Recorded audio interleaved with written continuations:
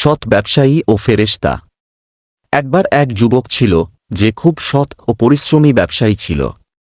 সে সব সময় হালাল পথে ব্যবসা করত এবং কখনোই মাপে কম দিত না। তার দোকানে সবাই বিশ্বাস করে আসত, কারণ সে কখনো মিথ্যা বলত না বা প্রতারণা। একদিন এক দরিদ্র মানুষ তার দোকানে এসে কিছু খাবার চাইল, কিন্তু তার কাছে টাকা ছিল না।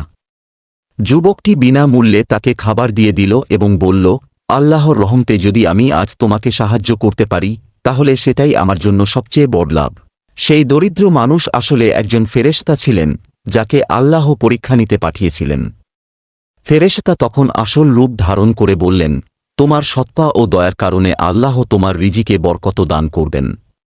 এরপর থেকে যুবকের ব্যবসা আরও বরকতময় হয়ে ওঠে। সে যত দান করত আল্লাহ তাকে তত বেশি দিতেন।